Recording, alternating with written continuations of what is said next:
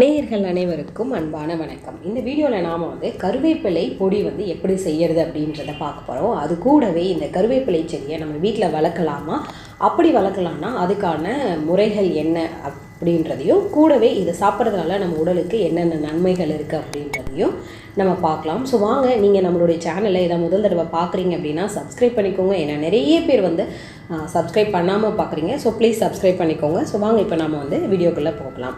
நம்ம கருவேப்பிலை நம்ம இப்போ செய்ய போகிற இந்த கருவேப்பிலை பொடிக்கான இன்க்ரீடியன்ட்ஸ் தான் இதில் வச்சுருக்கோம். இந்த ஸ்பூனால் ஒன்று நான் 2 ஸ்பூன் அளவுக்கு, இந்த டேபிள் ஸ்பூன் சொல்லுவாங்க, இதால் 2 அளவுக்கு எடுத்திருக்கேன். கடலைப்பருப்பு 2 ஸ்பூன், உளுத்தம்பருப்பு 2 ஸ்பூன் எடுத்திருக்கேன். மல்லாட்டை வறுத்த கடலை 2 ஸ்பூன் எடுத்திருக்கேன். பூண்டு ஒரு 10 பல் அளவுக்கு பூண்டு நசுக்கி வச்சுருக்கேன். அந்த ஸ்பூனால் ரொம்ப ஒரு 1/4 ஸ்பூனுக்கு கம்மியாக வெந்தயமும், ஒரு 10 வரமிளகாய் விதையை நீக்கி வச்சுருக்கேன். ஒரு 1/2 ஸ்பூன் அளவுக்கு ஜீரகம், மிளகு சேர்ந்து எடுத்திருக்கேன்.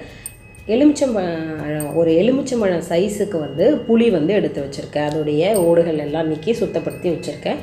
ஒரு பவுல் ஃபுல்லாக கருவேப்பிலை உருவி நம்ம வச்சுருக்கோம்.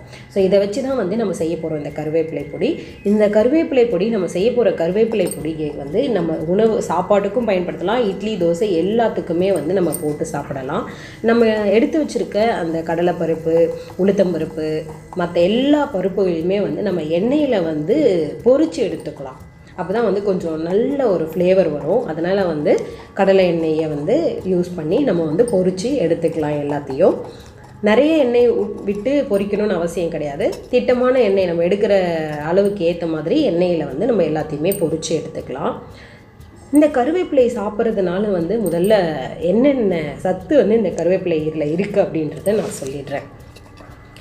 இதெல்லாமே நம்ம பொரித்து எடுக்க போகிறோம். கூடவே நான் உங்களுக்கு சொல்லிடுறேன், ஒரு 100 கிராம் கருவேப்பிலையில் 108 கேலரிஸ் சத்து இருக்குது. அதில் carbohydrates, energy, fibre, antioxidants, vitamins, minerals, இப்படி எல்லாமே இருக்குது. மினரல்ஸ் எடுத்துக்கிட்டோம் அப்படின்னா calcium, phosphorus, zinc, iron, potassium, magnesium இருக்குது. விட்டமின்ஸ்னு எடுத்துக்கிட்டோம் பார்த்தீங்கன்னா B1, B2, B3, B9, vitamin C, vitamin E எல்லாமே இருக்குது. ஸோ அதனால தான் இது கண்ணுக்கெல்லாம் ரொம்ப நல்லது, கண் பார்வைக்கு நல்லதுன்னு சொல்லுவாங்க. ஆனால் ஃபேட் பார்த்திங்கன்னா ரொம்ப கம்மி. ஒரு 100 கிராமுக்கு 0.1 கிராம் தான் ஃபேட் இருக்குது. ஸோ கொலஸ்ட்ரால் நமக்கு அதிகமாக இந்த கருவேப்பிலை சாப்பிட்றதுனால சேராது. சரிங்களா? இவ்வளோ சத்து இருக்க இந்த ஒரு கருவேப்பிலை என்னென்ன நோய்கள்லேருந்து நம்மளை பாதுகாக்கும் அப்படின்னு பார்த்தீங்கன்னா, நமக்கு எல்லாருக்கும் தெரிஞ்சது கருவேப்பிலை சாப்பிட்டா முடி நல்லா வளரும் அப்படின்னு சொல்லுவாங்க, கருப்பாக இருக்கும் முடி அப்படின்னு சொல்லுவாங்க, கேள்விப்பட்டிருப்போம் இல்லையா? அது நிச்சயமாக உண்மை. அந்த இளநரையை இந்த கருவேப்பிலையை தடுக்கும் அப்படின்னு சொல்கிறாங்க. அது மட்டும் இல்லாமல் முகப்பரு, பற்களுடைய அந்த ஈறுகள் இருக்கு இல்லையா, அது எல்லாமே இந்த கருவேப்பிலையை சாப்பிட்றதுனால ரொம்ப ஸ்ட்ராங் ஆகும் அப்படின்றது. இந்த மினரல்ஸ், இந்த சத்துக்கள்லாம் இருக்கிறதுனால அதெல்லாம் ஸ்ட்ராங் ஆகும். அது மட்டும் இல்லாமல் இந்த கருவேப்பிலை சாப்பிட்றதுனால நம்மளுடைய லிவருக்கு நல்லது. இதில் ஆன்டி பாக்டீரியல் இருக்கிறதுனால இது நம்மளுடைய லிவருக்கு நல்லது. ப்ளஸ் நமக்கு ஸ்ட்ரெஸ் வராமல் பாதுகாக்கும். ஆன்டி டயபெட்டிக்காகவும் இந்த கருவேப்பிலை இருக்குது. அதில் ஏன்னா நமக்கு காப்பர், அயன், ஜிங்க், மினரல்ஸ்லாம் இருக்கிறதுனால நம்மளுடைய குளுக்கோஸ் லெவலை பேலன்ஸாக வச்சுருக்கோம். இந்த கருவேப்பிலையை நம்ம தினமும் உணவில் சேர்த்துக்கிட்டோம் அப்படின்னா, நம்ம என்ன பண்ணுவோம், குழம்புல போடுவோம், அந்த கருவேப்பிலையை எடுத்து தனியாக வச்சுட்டு தான் நம்ம சாப்பாடே சாப்பிடுவோம் இல்லையா? அதுதான் நம்ம செய்கிற தப்பு. அதையும் சேர்த்து நம்ம உணவாக எடுத்துக்கணும். அப்படி உணவாக எடுத்துக்க பிடிக்காதவங்க நிறைய பேர் துவையெல்லாம் அரைச்சி சாப்பிடுவாங்க. சில பேருக்கு அந்த துவையலுமே பிடிக்காது. அதனால் இந்த மாதிரி பொடி நீங்கள் செஞ்சு வச்சுக்கிட்டிங்க அப்படின்னா, இதை இட்லிலையோ இல்லை தோசையிலையோ இல்லை நீங்கள் சாதத்தில் கூட கிண்டி நம்ம சாப்பிட்லாம். இதை சாதத்தில் எப்படி கிண்டி சாப்பிட்றது அப்படின்றத நம்ம ஷார்ட்ஸாக ஒரு தனி வீடியோ போட்டிருக்கோம். அதோட லிங்க்கும் நான் டிஸ்கிரிப்ஷனில் கொடுக்குறேன், நீங்கள் போய் பாருங்கள். சரி, இந்த கருவேப்பிலை நம்மளுடைய கண்ணுக்கு நல்லது. ஏன்னா நிறைய விட்டமின்ஸ் இருக்கிறதுனால. ப்ளஸ் நீங்கள் உங்களுக்கு ஏதாவது ஒரு அடிபட்டுடுச்சு, காயமாயிடுச்சு, இல்லை ஒரு ரேஷஸ் ஆகிடுச்சு, இல்லை நெருப்பில் சுட்டிக்கிட்டீங்க, காயமாயிடுச்சு அப்படின்னா நம்ம என்ன செய்வோம், ஐஸில் வைப்போம். அதுக்கப்புறம் வேறு ஏதாவது ஆயில்மெண்ட் ஏதாவது தடவோம், இல்லை தயிர், மாவு, இந்த மாதிரிலாம் வீட்டு வைத்தியம் செய்வோம் இல்லையா? அது கூட நீங்கள் இந்த கருவேப்பிலையை பேஸ்ட்டாக அரைச்சி வச்சிங்கன்னா கூட அது சரியாயிடும். ஏன்னா இது ஆன்டி பாக்டீரியல், அதனால இந்த காயம்லாம் சரியாயிடும். அது மட்டும் இல்லாமல் இதில் அயனும் ஃபோலிக் ஆசிடும் நிறைய இருக்கிறதுனால நம்மளுடைய ரத்த அணுக்களுடைய கவுண்ட்டை மெயின்டைன் பண்ணும். அதனால் அனிமிக்கா, நம்மளுடைய ரொம்ப ரத்த சோகையிலேருந்து நம்மளை பாதுகாக்கும். அதான் வந்து அனிமிக்லேருந்து நம்மளை ப்ரிவெண்ட் பண்ணணும்னு சொல்லுவாங்க. ரத்த சோகை வராமல் வந்து நம்மளை பாதுகாக்கும். ஸோ கருவேப்பிலை தினமும் நீங்கள் எடுத்துக்கிறதுனால உங்களுடைய வெயிட்டு குறைக்கிறதுக்கு இது ரொம்ப யூஸ்ஃபுல்லாக இருக்கும். நீங்கள் ஒரு வேளை டயட்டில் இருக்கீங்க, இல்லை வெயிட் வந்து கம்மி பண்ணணும்னு நினைக்கிறீங்க அப்படின்னா நீங்கள் உங்களுடைய எக்ஸசைஸை உங்கள் ஃபுட்டு மாற்றும் போது இந்த கருவேப்பிலையை உங்களுடைய உணவில் வந்து நீங்கள் சேர்த்துக்கலாம். டெய்லி ஏதாவது ஒரு வகையில் இந்த கருவேப்பிலையை நீங்கள் எடுத்துக்கலாம். ஏன்னா இது ஒரு டீடாக்சிஃபைங் ஏஜெண்ட்டாக இருக்குது. ஸோ உங்களுடைய கொலஸ்ட்ராலும் கம்மியாக இருக்குது இல்லையா, ஆன்டி ஆக்சிடென்ட் நிறையா இருக்குது. அதனால உங்களுடைய வெயிட்டை வந்து குறைக்கிறதுக்கு உங்களுக்கு ஹெல்ப்ஃபுல்லாக இருக்கும். இந்த துவையல் இந்த பொடி இல்லாமல் நீங்கள் இந்த கருவேப்பிலையை தினமும் காலையில் வெறும் வயிறில் வந்து ஒரு 10 கருவேப்பிலை இல்லை ஒரு அரை கைப்பிடி அளவுக்கு கருவேப்பிலையை வந்து மோரில் வந்து அடித்து வெறும் வயிறில் குடிச்சிங்கன்னா கூட உங்களுக்கு ரொம்ப ஒரு ரெஃப்ரெஷிங்காக இருக்கும் இந்த ஒரு ட்ரிங்க்கு. ஏன்னா நீங்கள் எக்ஸசைஸ் பண்ணதுக்கப்புறம் வந்து நீங்கள் அதை குடிக்கலாம். ரொம்ப வந்து ரெஃப்ரெஷிங்காக இருக்கும். உங்களுக்கு டீடாக்சிஃபைங் ஏஜெண்ட்டாக வந்து உங்களுக்கு அது இருக்கும்.